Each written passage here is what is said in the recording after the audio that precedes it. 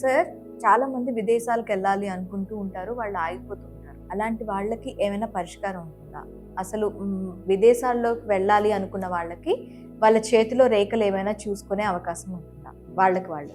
ఇప్పుడు మనం ఏం చేయాలన్నా మన అరచేయి చూసుకుంటే తెచ్చిపోతుంది.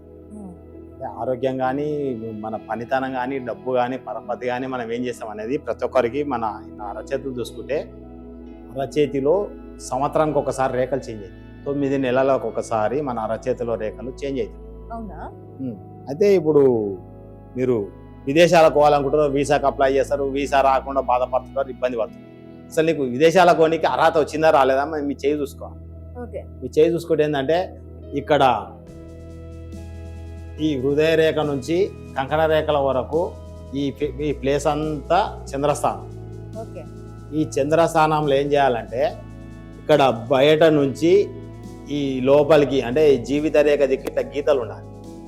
ఇట్లా గీత రావాలి. అంటే ఇట్లా ఒక గీత చిన్నగా వస్తేనేమో ప్రయాణం పోతా అంటుంటాడు విదేశాలకు, కానీ పోడు, అవకాశం రాదు. అయితే ఆ రేఖ ఏంటంటే ఇట్లా పెద్దగా ఉండాలి. అంటే జీవిత రేఖ దగ్గరికి ఎంత దగ్గరికి వస్తే అంత త్వరగా అతనికి అర్హత వచ్చినట్టు ఫారిన్ పోవడానికి. ఇప్పుడు అమెరికా పోవాలనుకుంటాడు అని ఒక చిన్న రేఖ ఉంటాడు, ఢిల్లీ దాకా పోయి ఇంటికి వస్తాడు, ఏదో యాత్రకు వేస్తుంటాడు. అయితే మనం విదేశాలకు పోవాలనుకుంటే చంద్రస్థానం నుంచి అడ్డరేఖలు, వీటిని అడ్డరేఖలు అంటాము. ఎక్కడున్న చేతులు అడ్డరేఖలు ఉంటే చెడు చేస్తాయి. ఈ చంద్రస్థానంలో మటుకు అడ్డరేఖలు ఉంటే అవి మనం విదేశాలకు పంపిస్తాయి.